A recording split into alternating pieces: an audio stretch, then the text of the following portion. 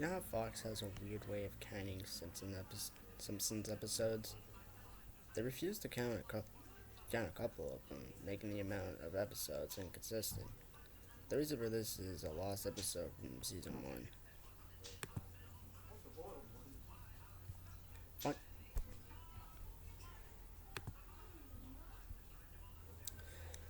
Finding details about this missing episode is difficult. No one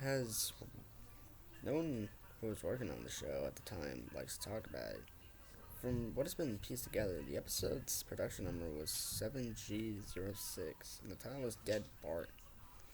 The episode labeled 7G06 Mona Lisa was made later and given Dead Bart's production code to hide the latter's existence. It was also written entirely by Matt Groening. During production of the first season, Matt started to act strangely. He was very quiet and seemed nervous and morbid. Mentioning this to anyone who was present around Matt at the time resulted in them getting very angry, forbidding you to ever mention it to Matt himself. I heard of it at an event where David Silverman was speaking. Someone in the crowd asked about the episode, and Silverman simply left the stage and in the presentation hours earlier. In addition to getting very angry, anyone asking who was on the show about Dead Bart would cause him to do everything they could to stop me from directly communicating with Matt Groening. At a fan event, I managed to follow him after he spoke to the crowd, and eventually had the chance to talk to him alone as he was leaving the building. He didn't seem upset that I had followed him.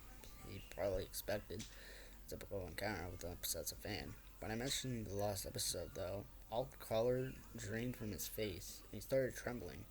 When I asked him if he could tell me any details, it sounded like he was on the verge of tears. He grabbed a piece of paper, wrote something on it, and handed it to me. He begged never to mention the episode again. The piece of paper had a website address on it. I would rather not say what was on it for reasons you'll see in a second. I entered the address into my browser and came to a site that was completely black except for a line of yellow text, a link. I clicked on it and a file started downloading. Once the download was complete, my computer went crazy. It was the worst virus I had ever seen. System restore didn't work. The entire computer had to be rebooted. Rebooted. Before doing this, though, I copied the file onto it. What? No. I copied the file into a CD and tried to open it on my now empty computer. As I suspected, there was an episode of The Simpsons on it. The episode started off like any other, but it had very poor quality animation. If you had seen the original animation for Some Enchanted Evening, it was similar but less stable. The first act was fairly normal, but the way the characters acted was a little off. Mark was angrier, Mark seemed depressed, this behaved dangerously, and Bart appeared to have genuine anger and hatred towards his parents. The episode was about the Simpsons going on a plane trip.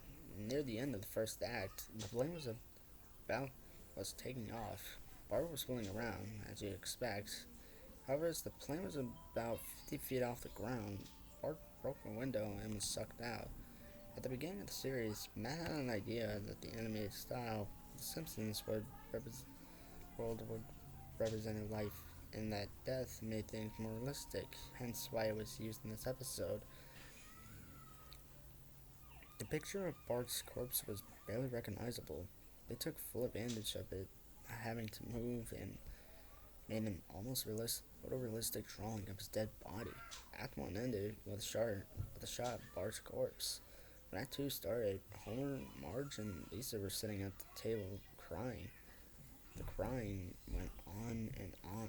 It became more painted and realistic, better acting than you would think possible. The image started to decay even more as they cried, and you could hear murmuring in the background. The characters could barely be made out. They were stressing and blurring. looking like deformed shadows with random bright colors thrown on them. Their faces, their faces in the window, flashing in and out, so that you were never sure what they looked like. This crying went on for all of Act 2. Act 3 opened with a title card saying 1 year had passed. Homer, Marge, and Lisa were skeletally thin and still sitting at the table. There was no sign of Maggie or the pets. They decided to visit Bart's grave. Springfield was completely deserted. As they as they walked to the cemetery, the house became more and more decrepit. They all looked abandoned. When they got to the grave, Bart's body was lying in front of his tombstone, looking like looking just like it did at the end of Act 1. The family started crying again. Eventually they stopped and stared at Bart's body. Camera zoomed in on Homer's face. According to Summer, the camera zoomed in on Homer's face. According to Summer, Homer tells a joke about this part, but isn't audible in this version, in the version I saw. So I can't tell you what he's saying. If I can't tell, so you can't tell what he's saying. The view zoomed out as the episode came to a close. The tombstones in the background had the names of every Simpsons guest star on them. Some that no one had heard of in 1989. Some that haven't been on the show yet. All of them had death dates as well.